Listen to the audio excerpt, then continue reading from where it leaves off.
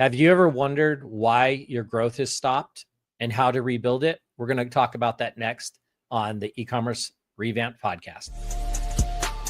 Welcome to Ecommerce Revamped, where we break down the hottest trends, insider tips, and strategies shaping the future of e-commerce. Powered by Miva, the engine behind seamless online stores. Now here's your host, Rob Stanley.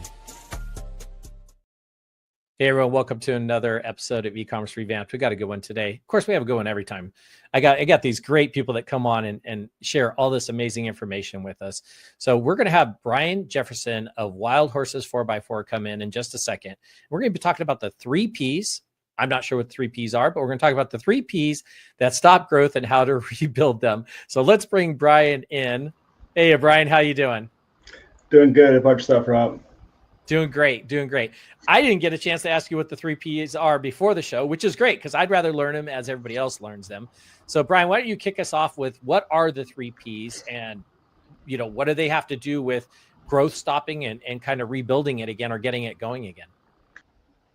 Yeah, so our 3 Ps are platforms, processes, and people. And so what we identified to help us in our growth was to actually rebuild the way that we use our platforms, the way we use our processes, and the way that the people are actually using them. And the biggest platform that we really had to take a look at was our ERP, which is it's multi-order manager.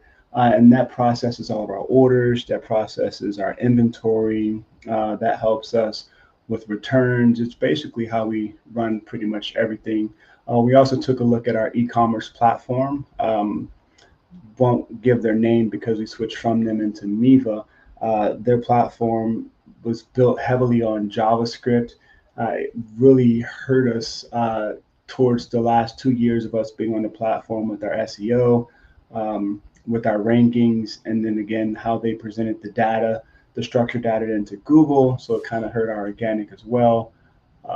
Again, our processes, being a 35-year-old company, the processes that we used 5, 15, 20 years ago were great for that time, but they didn't evolve with the platforms that we were using. So we were using a lot of manual, a lot of only one person understands how to run this particular process. So when that person's out for the day, we had to try to find a workaround or someone else that kind of knew the process. And then our people, they had habits to which, again, one person would run a process this way, another person would run a process their way. And when one person wouldn't do it the exact way, it would kind of throw a stop in the gears moving forward. And so we were able to identify the 3 Ps that kind of stopped the growth. And a great thing that I was able to do was to identify those, find solutions for them, and then implement those solutions and then get actual measurable growth to see how they affected the business overall, how they affected the people overall. And then at the end of the day, what type of growth were we able to measure by identifying those 3 Ps? Great 3 Ps. Use those exact same ones when I was running my own company. Love how you broke those down. Paying attention to process. For instance, I had a shipping guy who would ship it one way, and then when he was out, I took over doing the shipping just because I needed to get it done for the day while he was out. And as I'm doing our own shipping, right, shipping out probably a couple hundred orders a day, I noticed I was like, wow, this process is broken. Like he would have to run across the room to get our most popular item that sold. And I'm like, why don't we move that product closer to the shipping so the guy doesn't have to run across the room 20 times to pick up that product and put it in a box and ship it, right? So I love how you broke that down. And, and that falls into people too, right? Like changing the process, helping people understand that process that worked for you. I love it. And platform, of course, me, I'm a big Miva guy myself for 15 years. So absolutely loved you guys came over to Miva and you've been with us a long time. One of the things that I always saw and I hear a lot about is pricing. Maybe it's a 4th P, but as far as pricing is concerned, you hear some people talk about raising prices to give the value. Some are lowering prices to make sure, if you're liquidating something that's going out of stock, you're not carrying anymore. What pricing habits have you guys kind of dealt with when it comes to that sort of scenario of, raising them or lowering them, and how has that affected you? So our biggest pain point was we have multiple sources of pricing instead of having just one source of truth. When you have one source of truth of your prices being set, whether you have a catalog like we do, we have a 120-page catalog. We have 3,000 to 4,000 SKUs online. We also have our over-the-phone orders, which is a pretty good chunk of business. So those prices come from our ERP. Our biggest pain point is the three prices at some point will never match because they're not all intertwined and connected, giving just one source of truth. And so when we did a brand new catalog this year, we had to sit down at the table and say, we need to, we need to identify where our source of truth is with our pricing and make those prices, number one, match across the board so that we can offer the customer a seamless price if they're ordering online, if they're ordering through the catalog, or if they're ordering over the phone. We needed to identify how could we bring that price to match for the customer.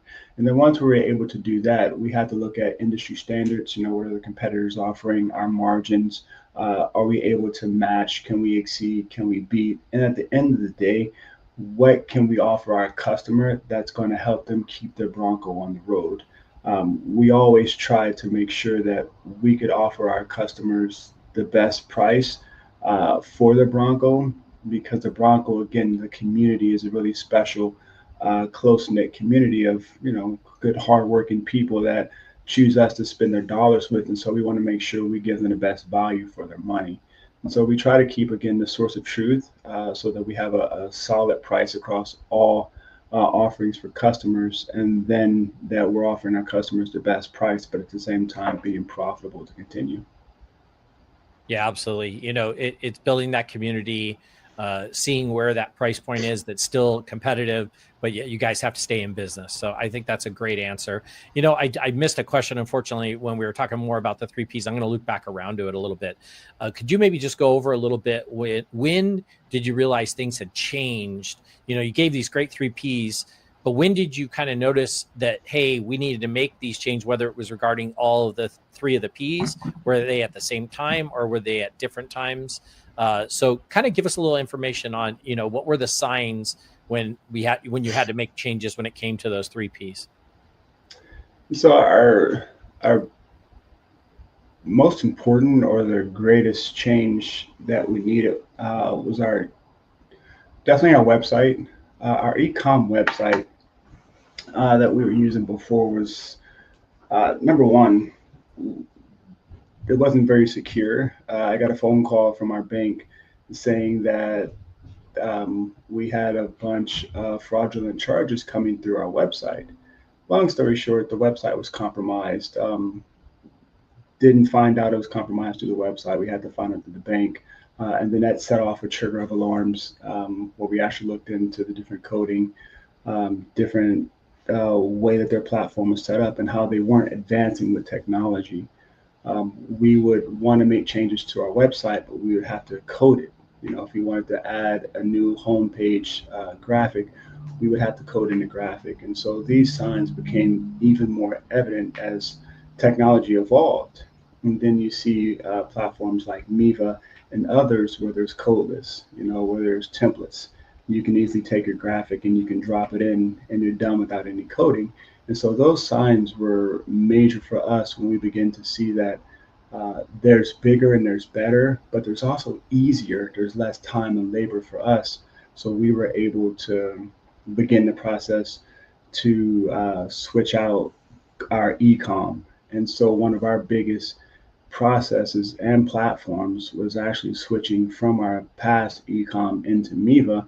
And a plug for Miva, when we switched over to Miva, it was pretty much a game changer for us because we were able to cut down on the amount of administration time used to get our products listed, to get the prices, to get their SEOs, their structured data, their JSONs, their Javas, all of that serving into the search engine so that our products can begin to serve better. And we can see that growth on the e-com side. Yeah, one of the things, Brian, I'm glad you brought this up with a change to Miva. And this isn't just one big plug for Miva, because really we want entrepreneurs to really understand what's going on, especially e-commerce ones. One of the things I hear a lot when I'm out at different industry events is they're like, oh, I'm afraid to change because I feel like my sales will slow down, the momentum of the company will slow down. Could you address that a little bit on what did you guys see when it came to the momentum of sales through the website or through the phone, whatever it was, like sales in general? Those slowed down when you switched over from a different platform to Miva? So because I was able to keep a lot hands-on and actually work with the integration and the switch, sorry if I get a little technical, but whenever you move platforms, your URLs, your links, they're switching. And so Google will see that even with the 301 redirects, you're going to take a hit to your organic SEO because you're replatforming. And so what we saw was about a month or two, our website clicks, the conversions didn't take a huge hit, but the clicks and the actual traffic to the website did take a dive, but it rebuilt and it ramped up a lot higher to, I can't give exact numbers, but we did see a huge increase to get back to where we were before. And the last 2 months, we've been looking at the data as far as growth in traffic. Our organic is far outpacing our paid because of our structured data, because of our complete SEO push. And so now through Miva, we're actually able to give, another technical term is JSONs, we're actually able to break it down completely and have full control over all of the data that we serve to Google, all the data that we serve to all the AI models now. With a lot of the AI models looking for the JSON coding, we're able to serve that to them and have a full control over it, which allows our organic to go higher, which allows our paid to complement the organic. And so since we did do a switch over from our old platform into Miva, we have all of our coding, we have all our security, we have a better platform that Google can see, can trust, and allow us to do it. So yeah, switching over to a new platform, there is a drawback, but once you're done and you complete and you have it set the way it should be, you're going to see a lot higher growth in your traffic as well as your sales, because our AOV also increased as well.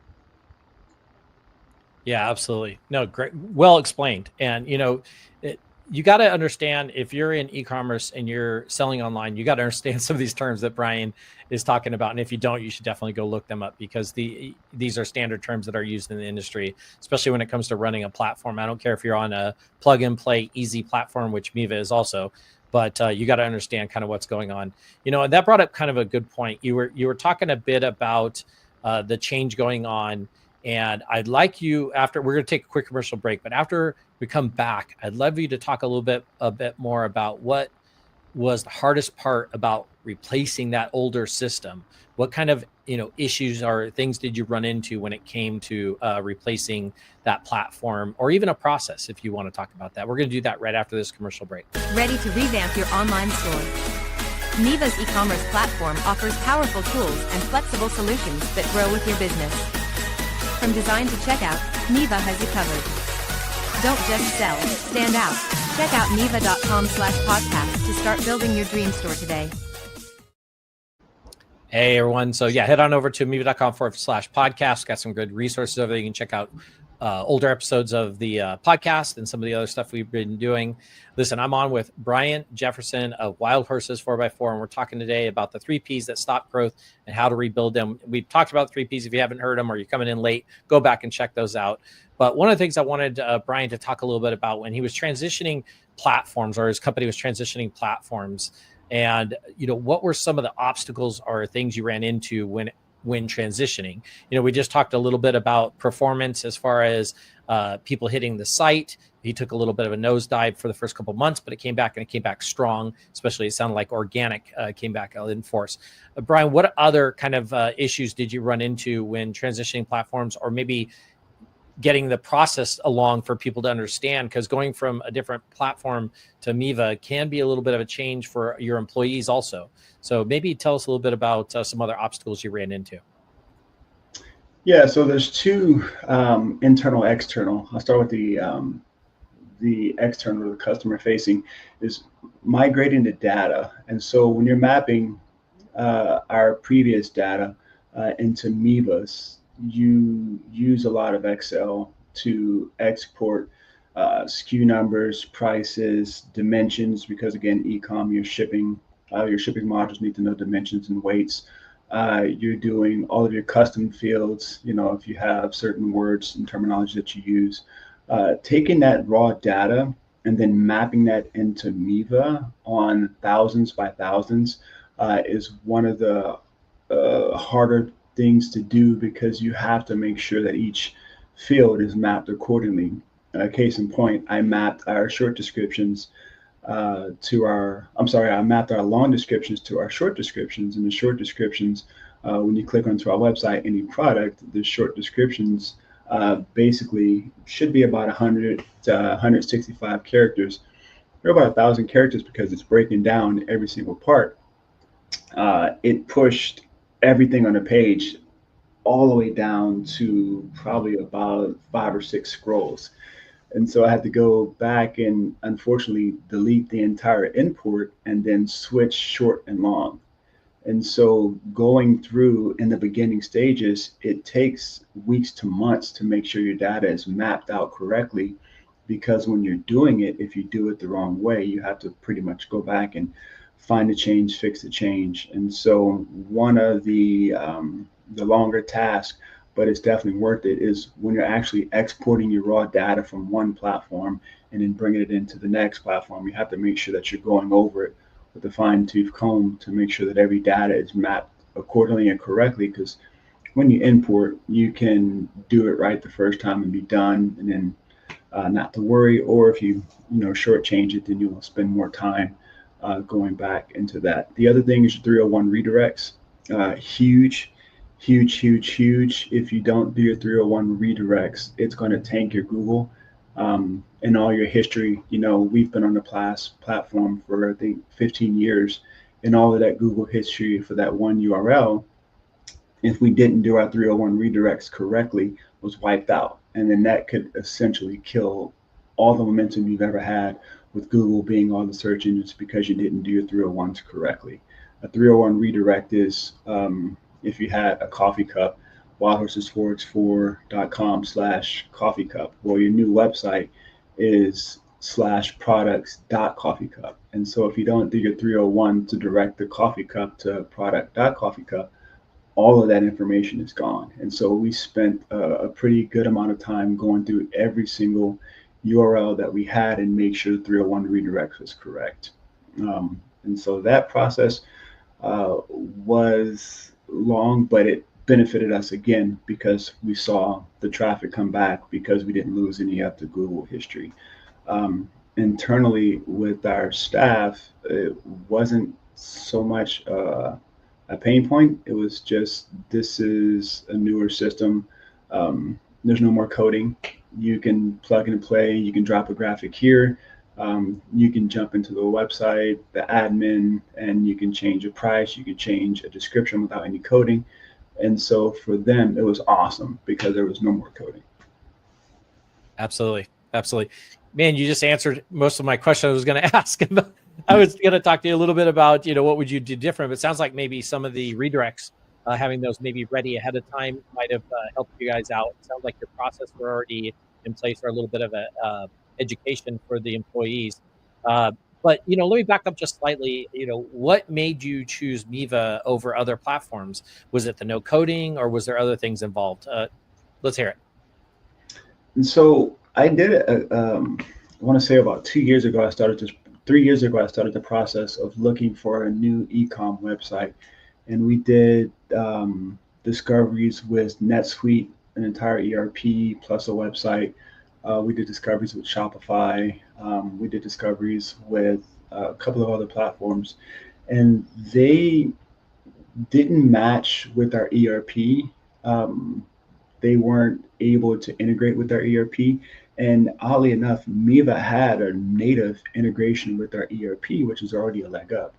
And then I was able to sit down with, at the time, one of our sales reps and play with the actual platform. So I was able to go into Miva, see what it looks like to add a product, see what it looks like to modify, to do some different settings, and just have my own sandbox to see how it would look and feel and work with us. And oddly enough, our UPS rep again came in and sat down and said, hey, we have a great partnership with Miva. If you were to go with them, because you guys have a great account with us, we could have a three-way partnership to where your shipping with us could also be an advantage with Miva. And so you bring into account that there was a native connection with our ERP, the flexibility, the ease of use with Miva, the security, not having to worry about the site being compromised again, losing customer data. And then the partnership with UPS made it a pretty much no-brainer for us to go with Miva. And then also we had a pretty great discovery. The technical team was able to get on a phone call with them and our team and go through all the in and outs, just the entire process between Miva's discovery versus the Shopify's discovery versus a NetSuite. It made it really seamless. And at the end of the day, it was a great solution for us. So we pulled the trigger. Absolutely. So talking about the 3 Ps, people, process, platform, that's the 3 Ps we've been talking about. I'd like to talk a little bit, like I remember, I'm running the company. I'd make a lot of changes, whether it's software or, hey, we're going to use this for our accounting, things like that. And it's like, this team behind me, I'm making all these decisions and the team's going, okay, I guess we got to learn this. Okay, I guess we got to do this process now. What did it take to kind of align the team to these changes you're making, whether it was the process or the platform you were changing or any changes you're kind of making at the company? What did you kind of have to do to rally everybody behind you with these changes? Was there a lot of training involved? Help us a little bit with how you handled that. The first thing you need to do is get your executive leadership on board. And so I talked with our president, CEO, and I laid out the vision and then the why we need to be here and make these different moves, saying, times are changing, the world's changing, the tech scope is changing. And so we need to evolve with it. And it could also, show benefits to our company. And it was awesome, have great executive leadership. They were on board. Once they were on board, I tasked myself first with learning the ins and outs of every system that I wanted to integrate and bring into the building. So first was Miva. So I had to take myself through a Miva course, learning every question that could possibly be presented, what our sales guys could ask, what the office staff would ask, what our shippers, what our marketing guys would ask. And so it took me about 2.5 months to learn all of Miva, from a granular, not really granular, but from kind of a mid level to where I could answer questions without having to jump on an email or a help session with our account rep.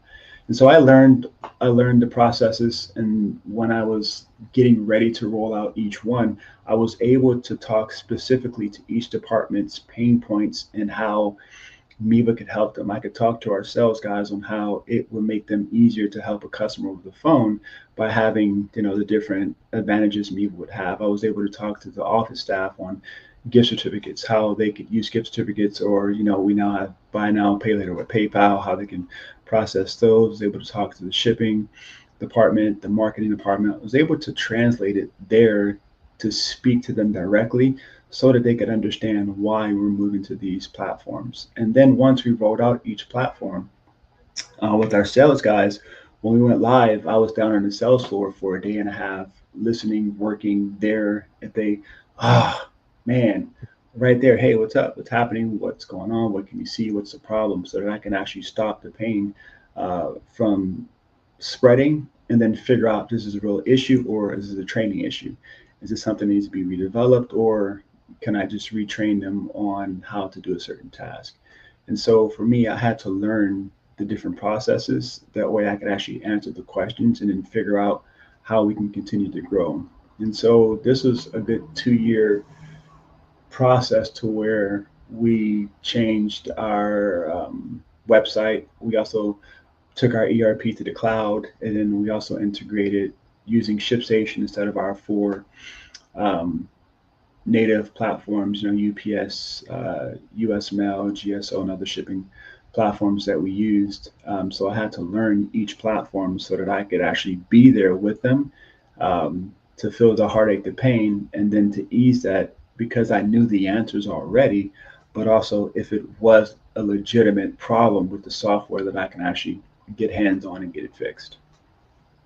I love that. You need to do a whole white paper on how to change when changes are happening at a company. Here's how you do it. That was a perfect example of really going and learning, understanding the pain points that other departments are going to have, educating yourself on the fixes for those or how to solve those, and then going to each department and asking them and say, here's the solution. I love that. As an entrepreneur and, person who sold online for 20 plus years, that definitely was always a pain point. Anytime I was trying to change something in the company was, how can I transition this? What are they going to see? What kind of problems are they going to run into? Love how you put that. You should definitely write a blog article on or something about that. So great answer, Brian. Listen, I'd love for you to tell us a bit more about Wild Horses 4x4, how you guys got started, what do you guys sell? What do you guys do? And educate everybody on Wild Horses 4x4 here. Yeah, so we sell Ford Bronco parts. We've started 37 or 38 years ago. Our president, CEO, started off in a garage, has a love for Broncos, bought a Bronco, parted it out in the back of his studio, drove down to, I want to say, San Francisco, bought a couple more, brought them back home, started selling parts online, got into Craigslist, eBay, moved into another garage, moved into our old facility in Stockton, and then we moved here to our newer facility, 38, 40 employees now, doing a pretty good bit of sales. But we serve the Bronco community. So if you're an owner of a 66, 77 Ford Bronco, we have pretty much everything you need. If you have a 21, 22, 23, 24, 25 Bronco, we have parts for that as well. We live, eat, breathe, talk Ford Bronco. That's all we do. No Chevys, Jeeps, GMCs. It's just Ford Bronco, that year specific. That's what we love. That's what we do. Very cool. Can't blame him. I mean, I'm a Ford Mustang guy, 66 Mustang I had back in the day. Actually, when I met my wife, she was a passenger in her friend's car in a Bronco, actually. So, and I'm originally from the Bay Area, so a big shout out to the Bay Area. So, nice. Yeah, absolutely love the information. Go check out Wild Horses 4x4. So, Brian, why don't you plug the website and tell everybody how they can reach out. So, if they're interested in maybe asking you a question, or maybe maybe they have a Ford Bronco and want to check out the website. Tell everybody what it is. Yeah, so it's wildhorses4x4.com. If you want to reach me, it's just Brian at wildhorses4x4.com. If you have any questions as far as the Bronco, where to get it, how to get it, if you want to remodel it, restore it, we love going off-roading. If you check out any of our social, you'll see we're heavy off-roaders on Instagram, Facebook, TikTok. We're pretty much anywhere you can think of. Come check us out. We love to talk. I love to talk. If you have any questions on the processes that we've done, we use ShipStation shipping. It's an awesome product. We love it. It's helped us tremendously to scale our actual entire shipping operation and growth. So if you have any questions on what we're doing there, feel free to call or shoot me an email.